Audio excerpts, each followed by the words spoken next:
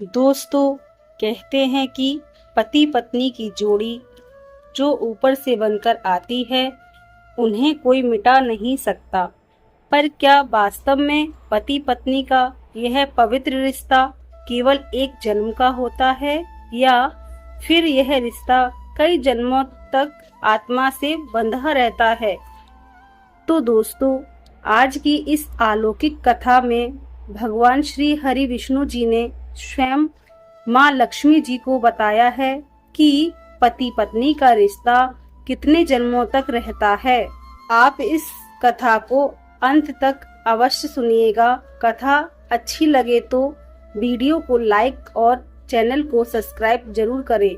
दोस्तों, एक बार की बात है, भगवान श्री हरि विष्णु जी क्षीर सागर में शेषनाग की शैया पर विश्राम कर रहे थे और माँ लक्ष्मी जी उनके चरण दबा रही थीं।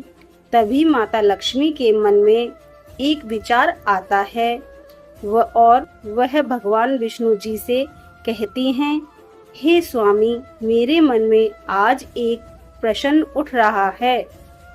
क्या आप कृपा करके मेरे इस प्रश्न का उत्तर बताकर मेरे मन की जिज्ञासा को शांत करोगे?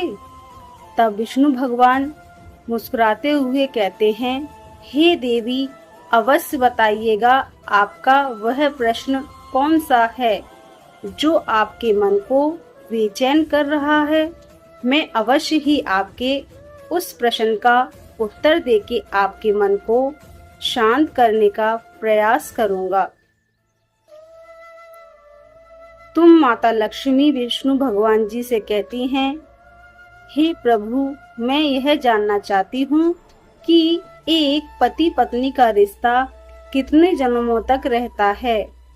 क्या पति पत्नी का रिश्ता केवल एक ही जीवन तक सीमित है, या यह रिश्ता 7 जन्मों तक आत्मा से बंधा रहता है? तब भगवान विष्णु जी कहते हैं, हे देवी, आपका यह प्रश्न अत्यंत महत्वपूर्ण है और आपके इस प्रश्न का उत्तर एक प्राचीन कथा में छिपा हुआ है। इसलिए आप इस कथा को पूरा सुनिए, जिससे आपको यह पता चल जाएगा कि पति पत्नी का रिश्ता आखिर कितने जन्मों तक रहता है। तब माता लक्ष्मी जी कहती हैं, हे प्रभु, कृपया मुझे वह कथा सुनाइए। मैं आपको वचन देती हूँ कि मैं इस कथा को पूरे मन से और अंत तक सुनूंगी। दोस्तों, फिर भगवान विष्णु जी माता लक्ष्मी जी को वह कथा सुनाने लगते हैं। दोस्तों, कथा शुरू करने से पहले सभी लोग प्यार से कमेंट बॉक्स में लिखिए, जय श्री हरि विष्णु, जय माँ लक्ष्मी। तो चलिए कथा को शुरू करते हैं।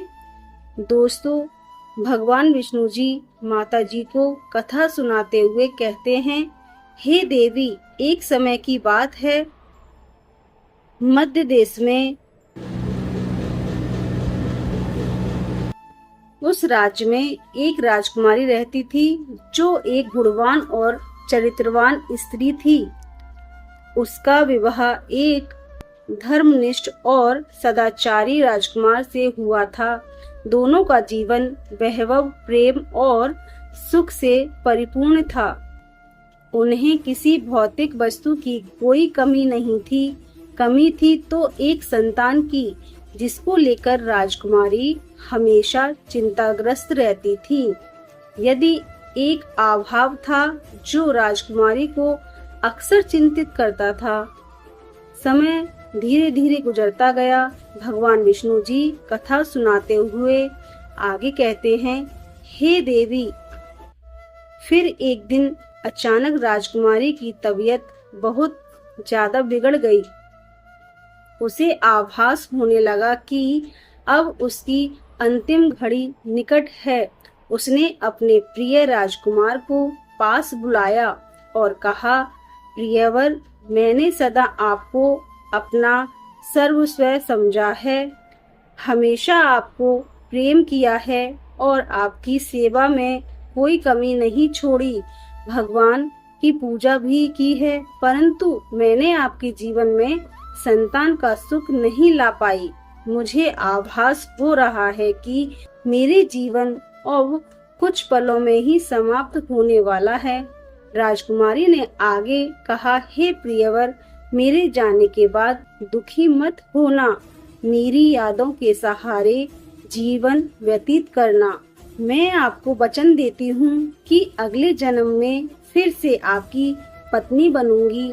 तब मैं आपकी संतान की इच्छा अवश्य पूरी करूंगी। इतना कहकर उस राजकुमारी की मृत्यु हो जाती है। भगवान विष्णु माता लक्ष्मी जी से कहते हैं, हे देवी, फिर समय आने पर एक दिन राजकुमार भी अपना शरीर त्याग देता है। फिर वह राजकुमार एक ऐसे राजा के घर जन्म लेता है जिसकी 100 रानियां थीं। उन सभी रानियों के बीच वह राजा का इकलौता पुत्र था। उधर वह राजकुमारी भी एक ऐसे राजा के घर में जन्म लेती है जिसकी भी एक 100 रानियां थीं। उन सभी के बीच वह राजा की इकलौती पुत्री थी। दोस्तों, वह जिस राजा का पुत्र था, उस राजा के पास एक अत्यधिक बुद्धिमान और निष्ठावान तोता था। वह राजा हर महत्वपूर्ण निर्णय लेने में उस तोते की सलाह लिया करता था और उसकी बातों पर पूरी तरह से विश्वास करता था, चाहे समस्या कितनी भी जटिल क्यों ना हो। वह राजा तोते से परामर्श करना कभी नहीं भूलता था। फिर एक दिन उस राजा ने अपने तोते को बुलाकर कहा, हे तोते, मैं तुम्हें एक बहुत ही अहम कार्य सौंप रहा हूँ जिसे तुम्हें पूरा करना है। तब तोते ने कहा, महाराज, मैं आपके लिए कुछ भी करने के लिए तैयार हूँ, बस आप आज्ञा दे दीजिए। फिर राजा ने कहा, हे तोते, तुम तो जानते ही हो, मेरा सिर्फ एक ही पुत्र और मैं उसके लिए एक ऐसी राजकुमारी चाहता हूँ जो हर दृष्टि से विशेष हो। तुम्हें बस वैसे ही राजकुमारी ढूंढनी है। उसके बाद राजा ने उस तोते को अपने मन की सारी बात बता दी कि वह कैसी बहू चाहता है। राजा की बात सुनकर वह तोता राजी हो गया। उसने राजा से कहा, महाराज, आप जैसी बहू चाहते हैं, कृपया उसके गुणों को एक कागज पर लिखकर मेरे पैर से बांध दीजिए। इसके बाद आप बेफिक्र हो जाइए। मैं वैसी ही राजकुमारी को ढूंढकर आपके पास ले आऊंगा जैसी आप चाहते हैं। तोते की यह आत्मविश्वास पूर्ण बात सुनकर राजा बहुत प्रसन्न हुए। उन्होंने तुरंत ही अपनी पसंद की राजकुमारी के गुणों को एक कागज पर लिख दिया और उस कागज को तोते के पैर में बांधते हुए राजा ने उसे इस महत्वपूर्ण कार्य के लिए भेज दिया। अब तोता राजकुमारी की खोज में एक पड़ोसी राज्य में जा पहुंचा, परंतु जब वह वहां पहुंचा तो मौसम ने अचानक करवट ले ली। वहां तेज बारिश हो रही थी। फिर उसे बारिश से बचने के लिए एक जंगल में किसी सुरक्षित जंगल की शरण लेनी पड़ी। उड़ते उड़ते वह एक घने जंगल में जा पहुंचा। जंगल में उसे एक पुराना भोकला पेड़ दिखाई दिया। तोते ने सोचा कि यह पेड़ उसके आराम करने के लिए एकदम सही जगह है, तो वह वहां शरण लेने के लिए ठहर गया। भगवान विष्णु जी कहानी सुनाते हुए आगे कहते हैं, हे देवी, जैसे ही उस तोते ने उस खोखले पेड़ के अंदर जाने के लिए सोचा, तभी अंदर से एक आवाज आई, तुम अंदर मत घुसना, नहीं तो तुम अंधे हो जाओगे। यह सुनकर तोता बहुत घबरा गया और उसने पेड़ के अंदर जाने का विचार छोड़ दिया। वह पेड़ की जड़ के पास उगी हुई एक टहनी पर जाकर बैठ गया और बारिश के रुकने का इंतजार करने लगा। जब बारिश रुक गई तो उस खोखली जगह में एक मैना बाहर आई और सीधा तोते के पास आकर बैठ गई। फिर तोता और मैना दोनों बहुत देर तक बातें करते रहे। इस दौरान तोते ने मैना को सारी बात बताई कि वह कहाँ जा रहा है। तोते की बात सुनने के बाद मैना कहने लगी, आज की यह मुलाकात मेरे लिए बहुत खास रही। फिर वह मैना तोते से आगे कहती है, जैसे आप अपने राजा के प्रति वफादार हैं, वैसे ही मैं भी अपने राजा के प्रति वफादार हूँ। आप अपने राजा के पुत्र के लिए ऐसी राजकुमारी खोज में निकले हैं जिसमें सभी गुण हों। ठीक उसी तरह मैं भी अपने राजा की पुत्री यानी राजकुमारी के लिए एक ऐसी राजकुमार की तलाश में हूँ जो हर दृष्टि से श्रेष्ठ हो और गुणवान हो। भगवान विष्णु जी कहानी सुनाते हुए आगे कहते हैं, हे देवी। फिर वह तोता मैना से कहता है, हे मैना, हमारे राजा ने आदेश दिया है कि हमें ऐसी राजकुमारी ढूंढनी है जो ऐसे घराने से हो जहां राजा की 100 रानियां हों, क्योंकि हमारे राजा की भी 100 रानियां हैं। तब मैना कहती है, अब तो बात बन ही जाएगी, क्योंकि तुम्हारे राजा की 100 रानियां हैं और हमारे राजा की भी 100 रानियां हैं। तुम्हारे राजा का भी केवल एक पुत्र है और हमारे राजा की भी केवल एक पुत्री है।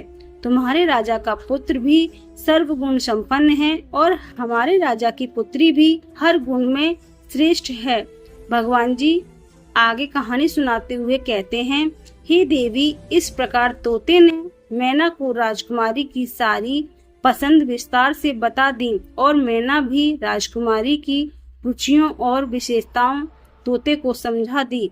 फिर दोनों तोते और मैना राजकुमारी के राज्य में आ गए। तोता मन ही मन बहुत खुश था।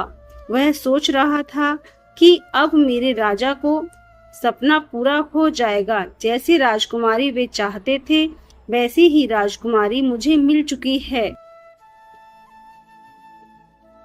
अब उनकी हर इच्छा पूरी होगी। भगवान विष्णु जी कहानी सुनाते हुए आगे कहते हैं, हे देवी।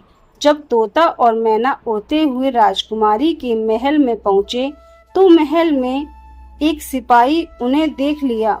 वह सिपाही तुरंत राजा के पास गया और बोला, महाराज, आपने मैना को जिस काम के लिए भेजा था उसने आपके साथ बहुत बड़ा विश्वासघात किया है। वह राजकुमार की तलाश में कहीं नहीं गई। मैंने अपनी आंखों से उसे एक तोते के साथ घूमते हुए देखा है। उसने आपकी आज्ञा का उल्लंघन किया है और आपकी बातों को पूरी तरह से भुला दिया है। सिपाही की यह बात सुनकर राजा को बहुत गुस्सा आ जाता है और वह तोता और मैना को दोनों को मारने के आदेश देता है। जब यह बात मैना को पता चली तो उसने तोते से कहा, तोता, हम दोनों की जान अब खतरे में है। हमें जितनी जल्दी हो सके यहाँ से भाग जाना चाहिए। अगर हम यहीं रुके तो बेमौत मारे जाएंगे, जिससे पहले कि राजा के सिपाही हमें ढूंढ लें। चलो यहाँ से दूर भाग जाते हैं। फिर ऐसा सोचकर तोता और मैना ने तुरंत वहाँ से उड़ान भरी और बहुत दूर निकल गए।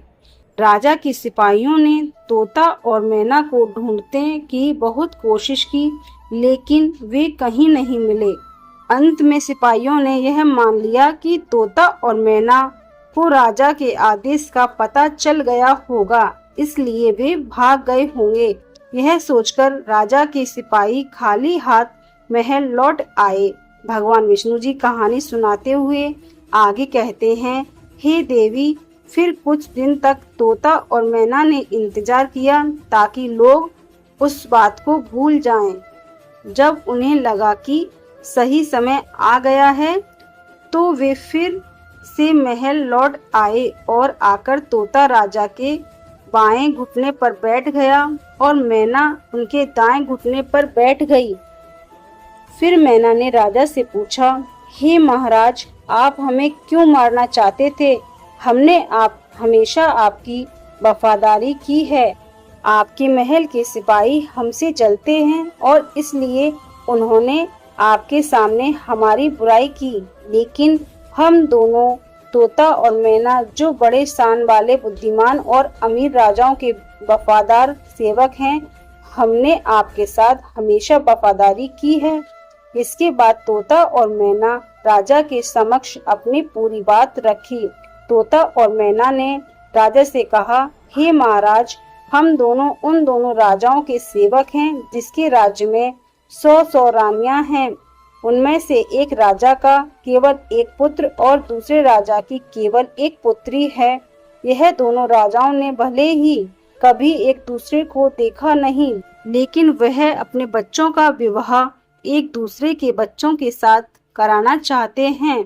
एक राजा को ऐसी बहू चाहिए जैसे दूसरे राजा की पुत्री है, और दूसरे राजा को वैसा ही दामाद चाहिए जैसे पहले राजा का पुत्र है।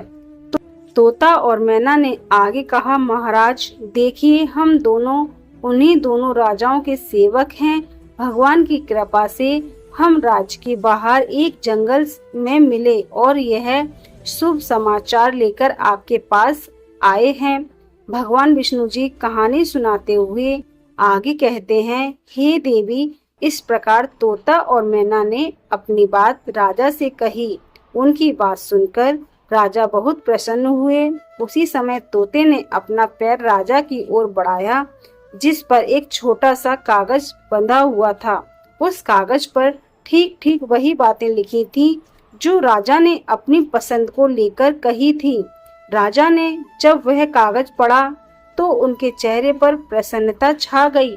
हालांकि शुरुआत में राजा को तोता और मैना की बातों पर थोड़ा संशय हुआ, परंतु जब उसने उनके पास मौजूद दोनों कागजों को मिलाकर देखा और हर बात एकदम सटीक पाई, तो उसकी सारी शंका समाप्त हो गई और उसने तोता मैना पर भरोसा हो गया। फिर राजा ने तोते के पैर से राजकुमार की सुंदर शाही तस्वीर निकाली और तुरंत उसे अपनी रानियों के पास भिजवा दिया।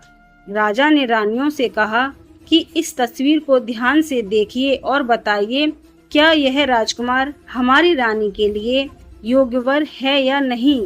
क्या आप सभी रानियां इस राजकुमार को पसंद करती हो या नहीं? भगवान विष्णु जी कथा को आगे बढ़ाते हुए कहते हैं, हे देवी, कुछ दिन बीत गए पर रानियों की तरफ से कोई उत्तर नहीं आया।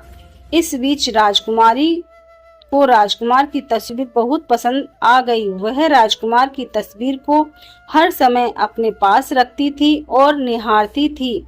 आखिरकार कुछ दिनों के बाद रानियों की तरफ से जवाब आया कि राजकुमार सबको पसंद है, अब उसका विवाह जल्द ही हो जाना चाहिए, क्योंकि राजकुमारी तो राजकुमार को देखे बिना जी नहीं पा रही है।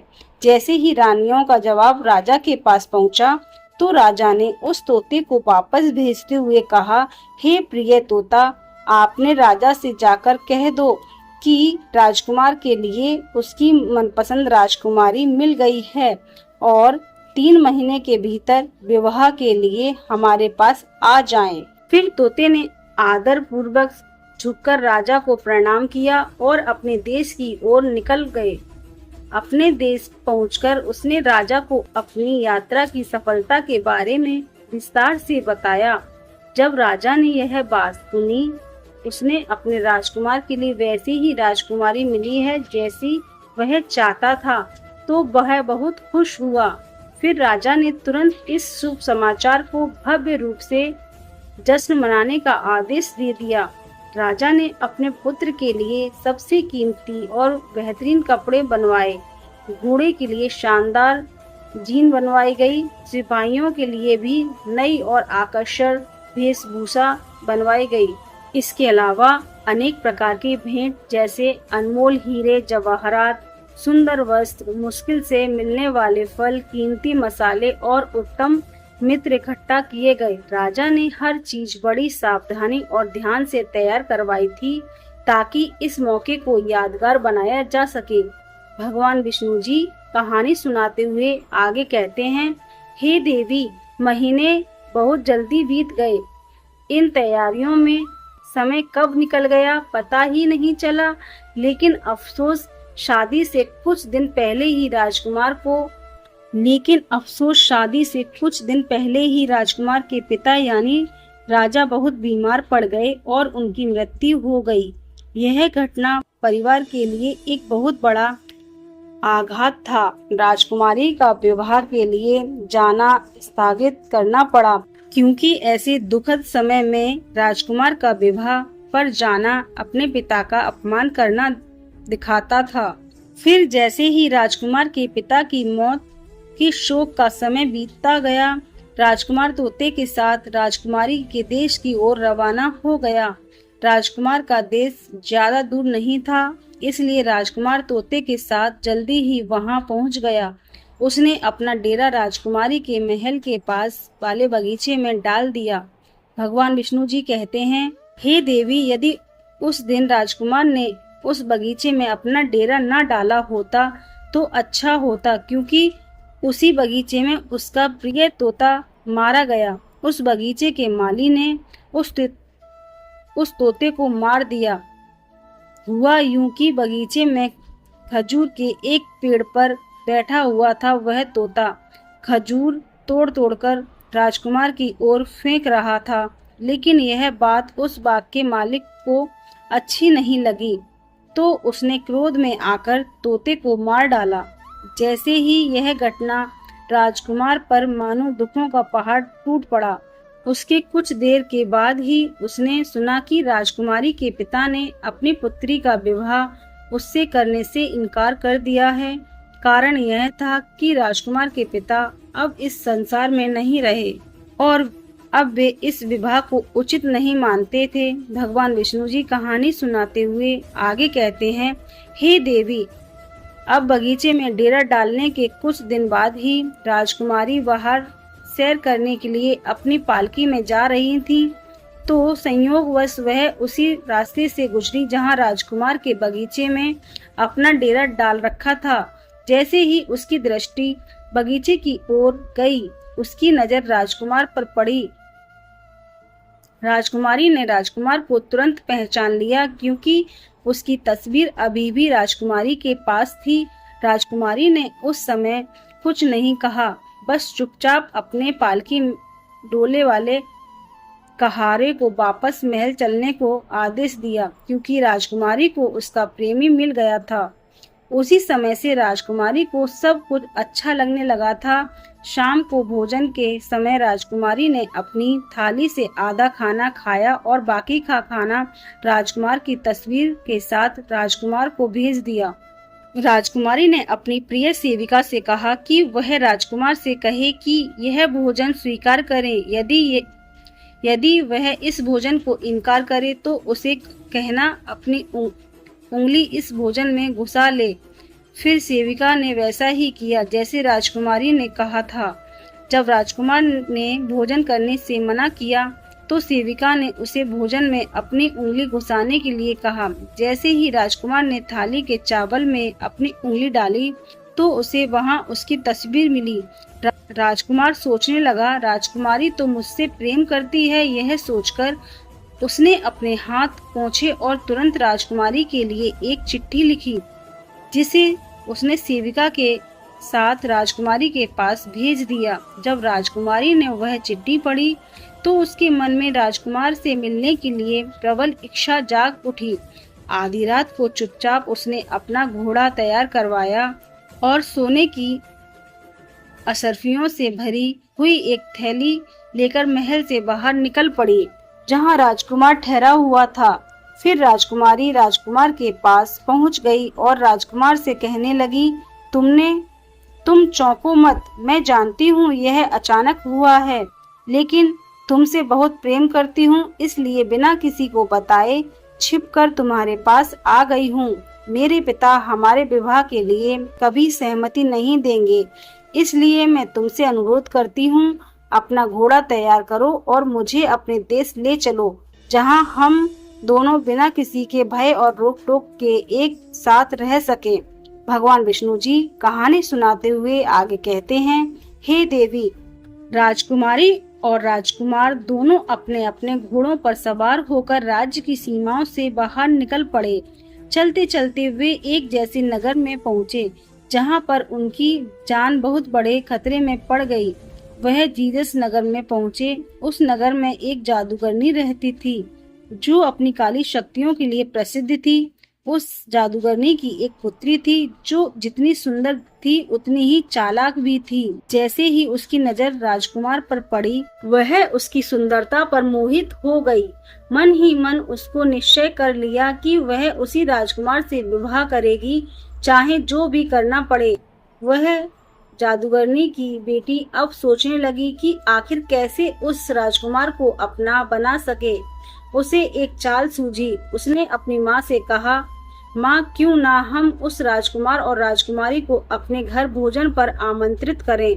तब जादूगरनी ने अपनी बेटी की बात मान ली और एक योजना बनाई। उसने राजकुमार और राजकुमारी दोनों को अपने घर भोजन के लिए आमंत्रित किया। फिर राजकुमार और राजकुमारी दोनों उस जादूगरनी के घर भोजन करने पहुँचे। लेकिन जैसे ही वे अंदर गए, जादूगरनी ने एक चाल चली।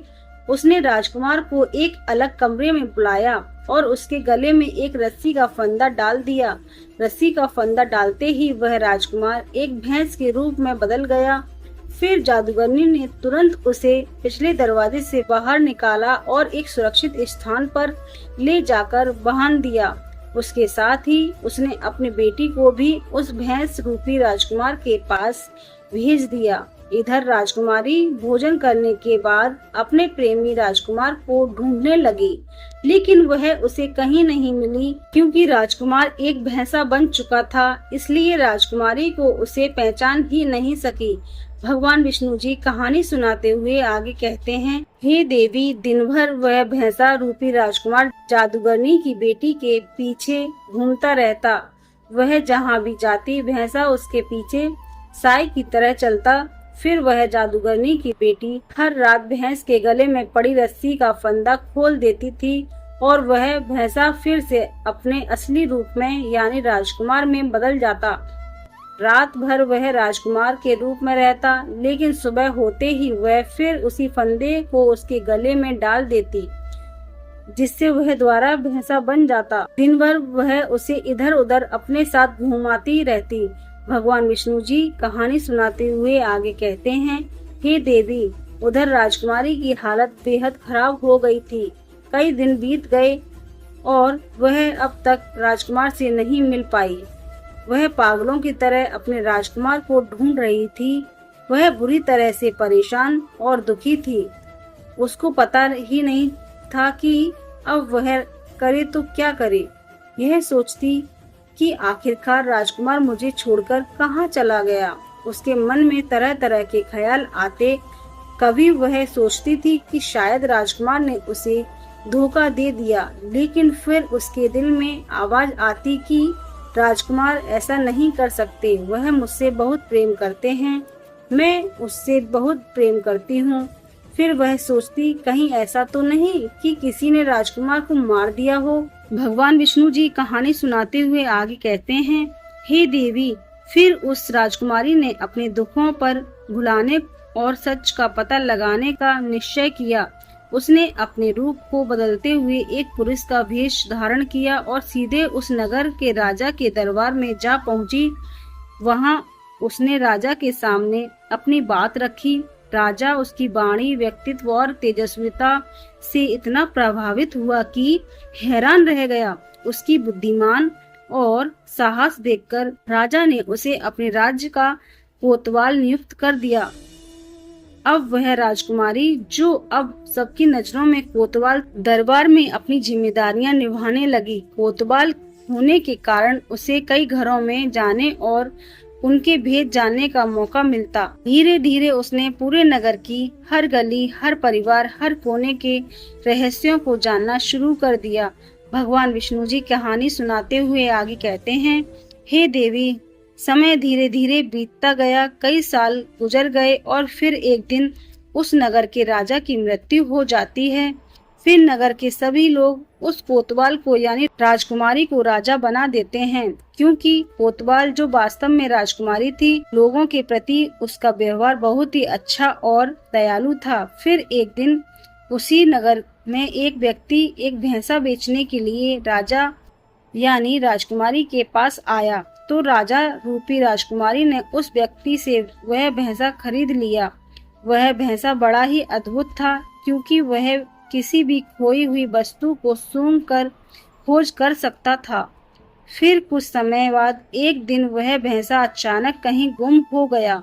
तब राजा रूपी राजकुमारी ने तुरंत पूरे नगर में घोषणा करवाई कि नगर के सभी भैंसों को दरबार में लाया जाए। उधर यह सूचना जादूगरनी तक भी पहुंची। अब नगर के सभी भैंसे राजा के सामने एकत्रित किए गए, लेकिन जादूगरनी ने अपने भैंसे को राजा के दरबार में नहीं भेजा। राजा रूपी राजकुमारी को जब यह पता चला कि जादूगरनी ने अपना भैंसा नहीं भेजा है, तो वह बहुत क्रोधित हो गई। उसने सिपाहियों को आदेश दिया कि जादूगरनी के घर जाकर भैंसे को जबरदस्ती दरबार में लाया जाए। भगवान विष्णु जी कहानी सुनाते हुए आगे कहते हैं, हे देवी, जैसे उस भैंसे को दरबार में लाकर उसकी गले की रस्सी को जोर से खींचा, वह रस्सी अचानक उसकी गर्दन से छूट गई और रस्सी गर्दन से निकलते ही वह भैंसा राजकुमार के रूप में बदल गया। फिर तो उस राजा रूपी राजकुमारी का सपना साकार हो गया और वह दौड़कर एकदम से राजकुमार से लिपट गई। उसने सैनिकों को आदेश दिया कि जादूगरनी और उसकी बेटी को तुरंत गिरफ्तार किया जाए। फिर उस जादूगरनी और उसकी बेटी को पकड़कर बांध दिया गया। उसके बाद राजा रूपी राजकुमारी ने नगरवासियों से कहा कि आपने राजकुमार को ढूंढने के लिए मैंने एक पुरुष का रूप धारण किया था। मैं वास्तव में एक स्त्री हूँ। अब जब मेरा राजकुमार वापस मिला है, तो मैं चाहती हूँ कि आप सब मुझे अपनी रानी और इन्हें अपना राजा स्वीकार करें। इस प्रकार नगरवासियों में हर्ष की लहर दौड़ गई। सभी ने राजकुमारी को अपनी रानी को और राजकुमार को अपना राजा स्वीकार कर लिया। अब राजकुमार राजा बनता है और राजकुमारी रानी बनती है, और उधर उस जादूगरनी को उसके बुरे कर्मों की सजा दी जाती है और उसकी बेटी को हमेशा के लिए कारागार में डाल दिया जाता है, क्योंकि जादूगरनी की जो बेटी थी उसने अपने पिछले जन्म में अपने निर्दोष पति पर झूठा आरोप लगाकर उसे एक राजा की कैद में डलवा दिया था। इसलिए इस जन्म में उसे भी अपने कर्मों का भयंकर फल भोगना पड़ा। भगवान विष्णु जी आगे कहानी सुनाते हुए कहते हैं, हे देवी, फिर वह राजकुमार और राजकुमारी राजा और रानी बनकर एक दिन घूमने के लिए जाते हैं, और जब वे जंगल में होकर गुजरते हैं तो वह एक वृक्ष के पास आराम करने लगते हैं। वह वृक्ष बहुत पुराना था और उस पर राजकुमार और राजकुमारी ने अपने पिछले जन्म में एक प्रेम चिन्ह अंकित किया था, जो पूरी तरह से सुरक्षित था। जैसे ही उनकी नजर उस चिन्ह पर एकदम से उन दोनों को अपने पूर्व जन्म की सारी बातें याद आ जाती हैं और उसके जीवन में एक खुशी की लहर दौड़ जाती है। फिर वह राजकुमारी राजकुमार से कहती है, हे प्रियवर, अब मुझे सब कुछ स्मरण हो गया है। मैं आपको पिछले जन्म से ही प्रेम करती आई हूँ और आप भी मुझसे उतना ही प्रेम करते हैं। मैंने उस जीवन में आपकी सेवा में कोई कमी नहीं छोड़ी थी, लेकिन मुझे केवल इस बात का दुख था कि मैं आपकी खुशी के लिए एक संतान को जन्म नहीं दे सकी। लेकिन देखिए, ईश्वर ने हम दोनों को फिर से इस जन्म में एक कर दिया है। हम फिर से पति पत्नी के रूप में एक साथ हैं, क्योंकि यह हमारा सच्चा प्रेम था। मुझे पूर्ण विश्वास है कि इस जन्म में भगवान हमारी प्रार्थनाएं अवश्य सुनेंगे और हमें संतान सुख प्राप्त अवश्य होगा। भगवान विष्णु जी कहानी सुनाते हुए आगे कहते हैं, हे देवी, समय धीरे धीरे बीत जाता है। उनके पिछले जन्म की सभी अधूरी इच्छाएं इस जन्म में एक दूसरे के साथ पूरी होने लगी। कुछ समय बाद रानी गर्भवती हो जाती है और समय आने पर एक सुंदर पुत्र को जन्म देती है। इस प्रकार एक पत्नी ने अगले जन्म में अपने पति को फिर से प्राप्त किया और उसकी खुशियों के लिए एक पुत्र रतन को जन्म दिया। दोस्तों, फिर भगवान विष्णु जी माता लक्ष्मी से कहते हैं, हे देवी, इस कथा से हमें यह ज्ञान की बात प्राप्त होती है कि यदि स्त्री को पुरुष एक दूसरे से सच्चा प्रेम करते हैं तो ऐसा पति पत्नी का रिश्ता जन्म जन्मांतर का होता है। वहीं अगर स्त्री पुरुष को धोखा देती है तो उसे भी धोखा ही मिलता है, और यदि पुरुष किसी स्त्री को धोखा देता है तो पुरुष को भी धोखा ही मिलता है। पति पत्नी का रिश्ता अटूट विश्वास का साथ होता है, इसलिए पति पत्नी को हमेशा एक दूसरे के साथ विश्वास बनाए रखना चाहिए। जो स्त्री पुरुष विश्वास की डोर मजबूत रखते हैं वे 7 जन्मों तक पति पत्नी के रूप में मिलते हैं, और उनके पिछले जन्म की अधूरी इच्छाएं भी भाग्य की देवी पूरा करती हैं। जिस प्रकार राजकुमारी को अपने जन्म में वही प्रिय राजकुमार पति के रूप में मिला और जो संतान प्राप्ति की अभिलाषा अधूरी रह गई थी वह भी इस जन्म में पूरी हो गई।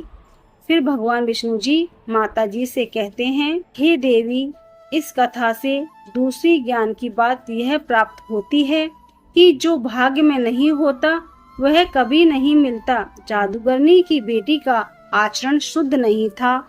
वह अपनी काली शक्तियों का सहारा लेकर राजकुमार को पाना चाहती थी, लेकिन राजकुमार उसके भाग्य में नहीं था, इसलिए लाख कोशिशों के बाद भी वह उसे प्राप्त नहीं कर सकी, क्योंकि जो भाग्य में नहीं होता वह कभी प्राप्त नहीं होता। दोस्तों, फिर माता लक्ष्मी कथा को पूरा सुनने के बाद भगवान विष्णु जी से कहती हैं, हे प्रभु, अब मुझे मेरे प्रश्न का उत्तर मिल गया है और मैं इस कथा को सुनकर पूर्ण संतुष्ट हो गई हूँ। तो दोस्तों, आशा करते हैं आपको आज की यह कथा जरूर पसंद आई होगी। अगर आपको आज की यह कथा कुछ सिखा गई हो तो इस वीडियो को लाइक जरूर और इसे अपने दोस्तों के साथ भी शेयर करें, और हमारे चैनल को सब्सक्राइब करना बिल्कुल भी ना भूलें। जय श्री राधे कृष्ण। तो मिलते हैं अगले वीडियो में, तब तक के लिए अपना ख्याल रखें। धन्यवाद।